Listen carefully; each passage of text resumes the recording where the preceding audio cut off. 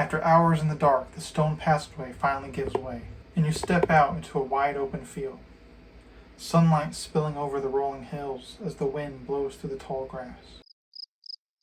Yeah, I didn't believe that either. And if you don't believe it, my players won't either. Moments like this are supposed to pull you into the world, not remind you that you're sitting at a table. So I started thinking about how to carry that feeling forward, from dungeon into the wild, and how to do it in a way that actually fits the flow of the game. And this is what I came up with. Now, because I want to ensure that this isn't just a flat piece of terrain, the first thing I'm going to work on is just cutting up some foam into some scatter rocks that can be glued on there. So I'll just chop those up and then use a ball of foil just to go ahead and put some more texture, roughen those up. That way our paints and washes and everything is going to be a little bit easier to see on each of these. Now, to further push the effect of depth and a little bit of a field there, we're going to go ahead and create some hills too. So I'm going to be using a dull knife here because I don't really want super clean cuts, but just enough that it kind of tears it up and gives me a little bit more to work with. Now, while I was doing some research for this video, I was finding myself watching a ton of Real Terrain Hobbies and Zorpazorps projects, and they have just both completely blown me away. And if you haven't checked out their work, definitely go see what they're doing because they are creating some awesome terrain projects. But for my budget build, we're going to be using plaster for this, and we're going to just seal that up with some Mod Podge. Now, I really like the plaster personally. It gives it a little bit of weight to it and is really easy to sculpt, and it goes on pink and dries white, so you know when it's all ready.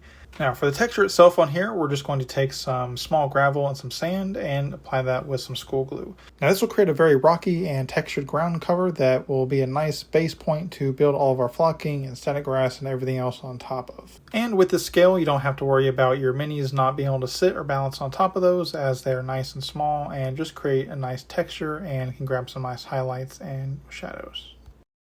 Now, while that dries, I just want to give a big thank you to Christoph and his team over at Cantrip Candles for sending me each of these. Now, first up, we have the Den of Thieves, a combined smell of smoke, red wine, and aged leather. Initially, this one was very pungent, but as it burns, it's very subtle and ended up being one of my favorite of the three.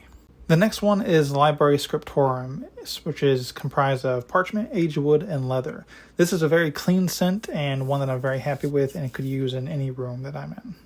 And finally, we have Norse Foundry, comprised of hammered copper, black pepper, and smoke. This will be the scent that I'm actually going to be building a blacksmith around. So if you're interested in seeing what that's all about, be sure to subscribe because my next video will be a themed build. Now, if you want to add more scents and immersion to your tables, be sure to go check out Cantrip Candles. There is a 10% discount code in the description below.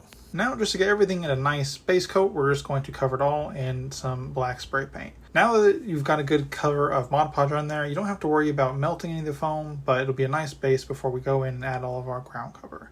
Now, I quickly discovered that just squirting it right on there and going in little circles as you apply this is the fastest way to get that ground cover and make sure you really get into all the cracks and grooves that you've created with all of the rocks and foam.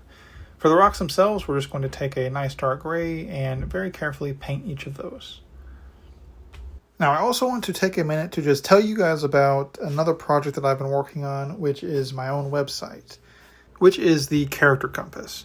So here's how the Character Compass actually works. So it's not just asking you random questions like, what's your favorite class, or do you prefer swords or magic? That's surface level stuff. Instead, it's built around how you actually make decisions. So as you go through the quiz, you're given situations, instincts, reactions, the kind of choices you make at the table without even thinking about it. Do you protect others first or yourself? Do you take risks or play it safe? Do you chase power, truth, balance, control? Every answer you give it quietly shaping the results behind the scenes. So you're not just getting one outcome either. At the end, it builds a full character profile based on your tendencies.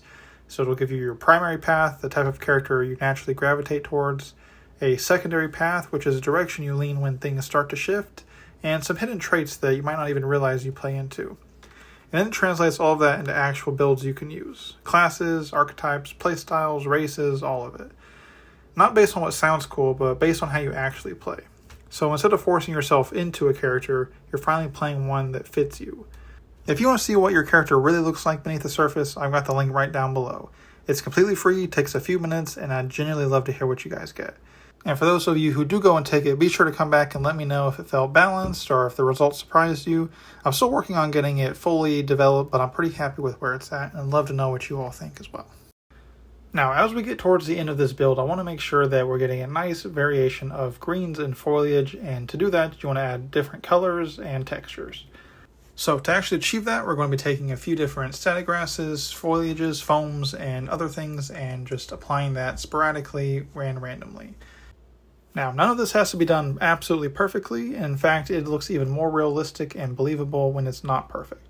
So you're going to have different sizes of patches and textures and colors all over the place, and that's what's going to make it feel more real.